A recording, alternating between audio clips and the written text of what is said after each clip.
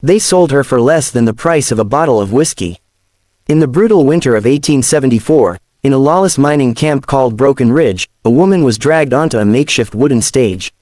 A filthy burlap sack was tied tight over her head, cutting her off from the world.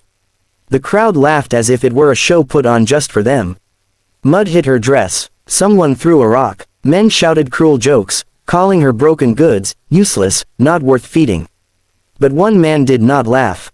Silas Blackwood stood at the edge of the crowd, tall and silent, his heavy fur coat dusted with snow. He had not spoken to another soul in 6 months. He lived alone, high in the Bitterroot Mountains, far from people, far from noise, far from memories. He had come down only for supplies, salt, ammunition, flour, nothing more. Then he saw her hands. They were shaking badly, not just from the cold, from fear. Pure terror. That was something Silas recognized well. The wind howled through Broken Ridge like a dying animal, carrying the stink of sweat, smoke, and unwashed bodies.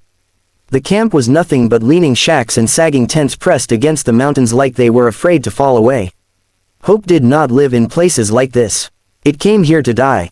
Silas adjusted the pack on his shoulders and turned to walk away. Then the crack of a whip split the air. "Step right up, gentlemen," a slick voice called out. "Don't be shy." The voice belonged to Cyrus Snake Calloway, a drifter with greasy hair and a reputation that crawled like oil. He stood on an overturned crate, grinning at the crowd. Beside him stood the woman, her wrists tied, her body trembling under a thin gray dress that did nothing to stop the cold. "What you got there, Snake?" a miner shouted. "A dog or a woman?" Laughter ripped through the crowd. "Little of both," Calloway said. "Found her wandering near Deadwood. No name, no family. Won't speak a word. Dumb as a fence post." "Why the sack?" another man yelled. Calloway sneered. "Trust me, you don't want to see what's under there. Face looks like it lost a fight with a wild cat. Ugly as sin, but strong hands. She'll work. Who starts the bidding at $5? Silence followed. $5 was too much for a woman Calloway claimed was ruined. Even lonely men had limits. "I wouldn't pay $2, someone scoffed. The woman flinched, a small movement, but Silas caught it.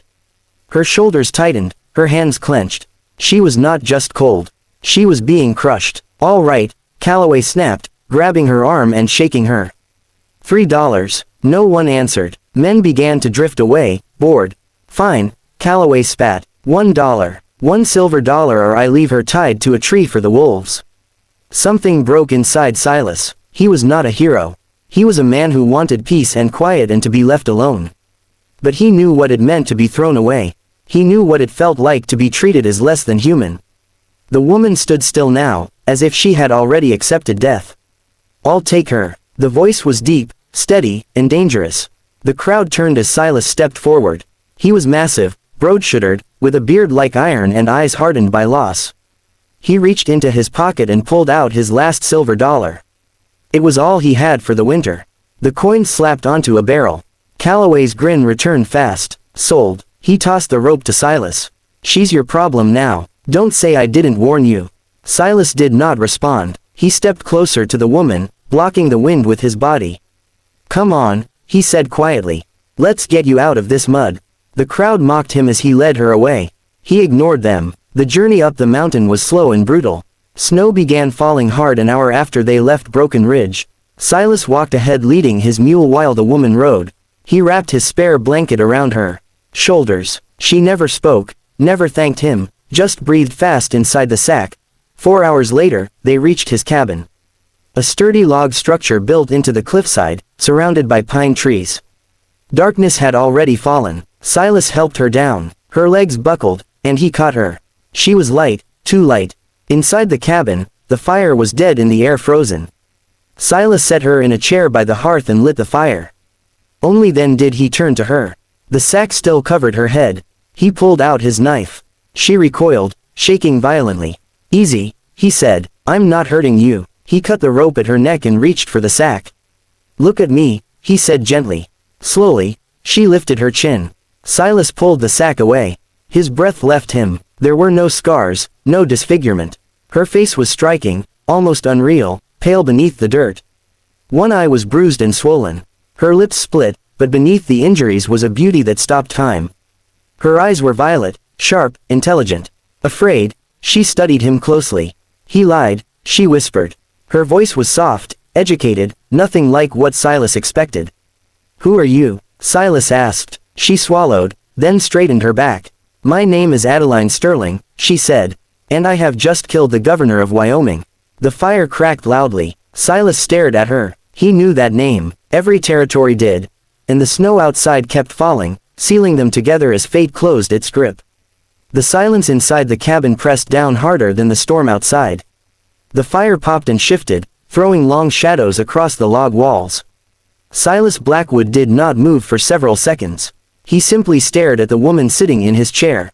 The burlap sack pulled at her feet like a dead thing. Adeline Sterling, the name carried weight. Wanted posters, rumors whispered in saloons. A woman accused of poisoning her husband and murdering the governor in cold blood. A $5,000 bounty. Dead or alive, Silas had just bought her for $1. You're the most wanted woman in the territory, Silas finally said.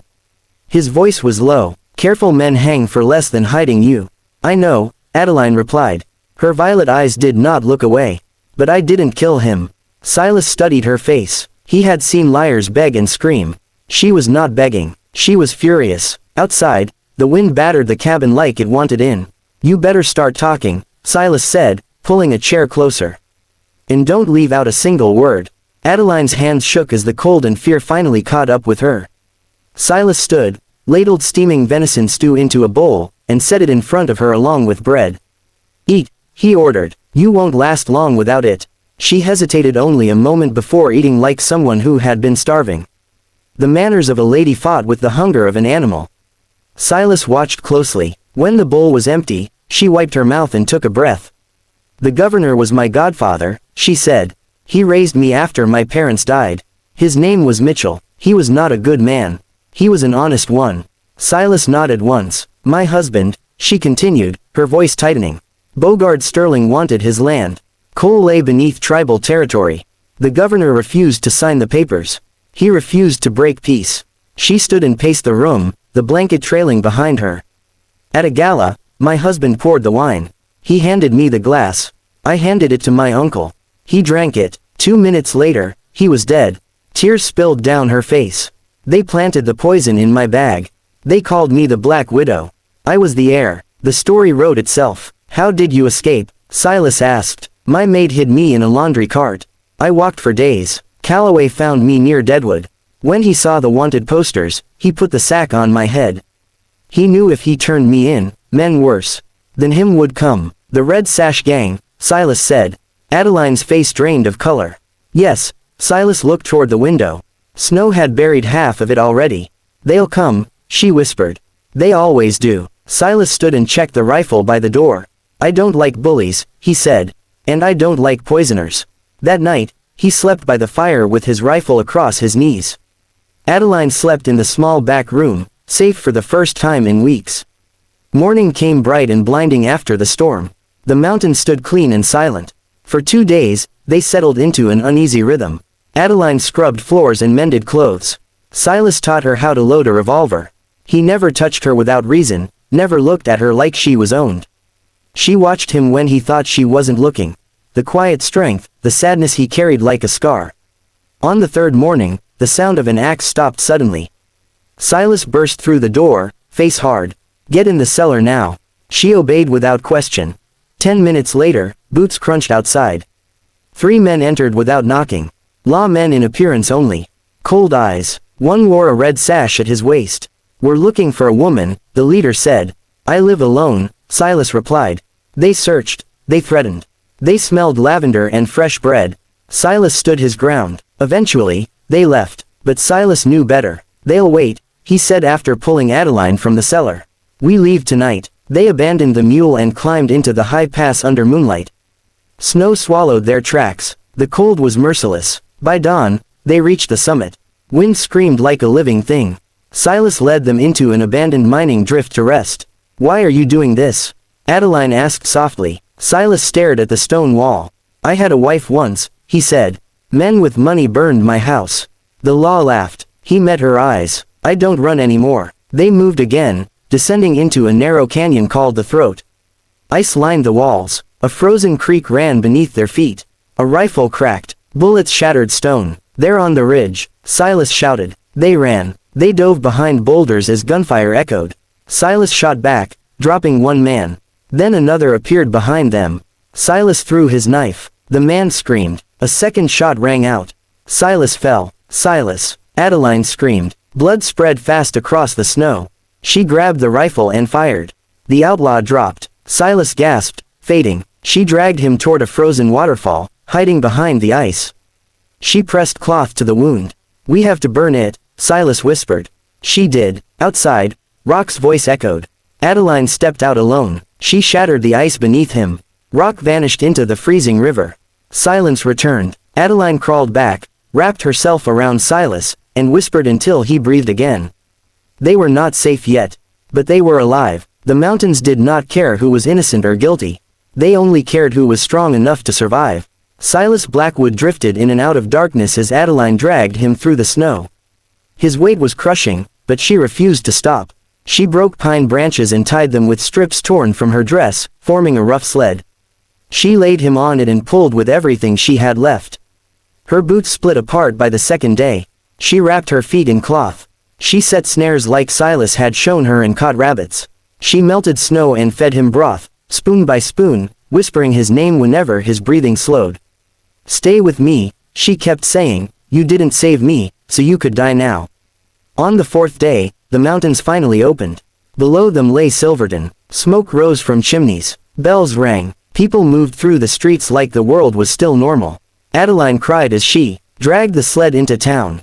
Men stopped. Women stared. A woman in rags pulling a giant man wrapped in blood-soaked hides was not something Silverton had seen before. She collapsed in front of the sheriff's office.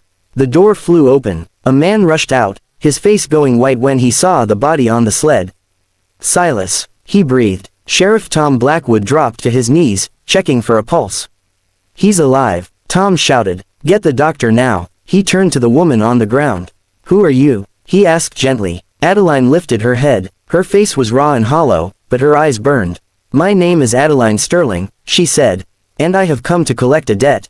Silas lived. The bullet had missed his heart by inches. The cauterized wound saved him, though his recovery was slow and painful. Adeline never left his side. 3 weeks later, the courthouse in Silverton overflowed. People came from miles away. They had heard the story. The mountain man, the fugitive wife, the dollar that bought destiny. Bogard Sterling sat at the front, clean and confident, dressed like a man who had never feared consequences. Silas stood at the back beside his brother, his arm in a sling, his posture straight despite the pain. Call the defendant, the judge ordered. The doors opened. Adeline entered wearing a simple blue dress. A black veil covered her face. She walked to the stand without shaking. How do you plead? The judge asked. Not guilty, she said clearly. Bogard's lawyer sneered, calling her unstable, hysterical, dangerous. Adeline lifted the veil. Gasps filled the room. She told the truth. Silas stepped forward and placed Calloway's ledger on the bench. Payments, names, proof. The jury did not leave their seats. Guilty, the foreman said. Bogard screamed as he was dragged away. Outside, snow fell gently. You're free, Silas said quietly. Adeline looked at the town, the wealth waiting for her, the life she could reclaim. Then she looked at the mountains. She took out a battered silver dollar and pressed it into Silas's hand. I want to buy something, she said softly. What can you buy for $1? He asked. A partner, she replied. Silas closed his fingers around the coin. Sold. They rode back into the high country together, and the mountains kept their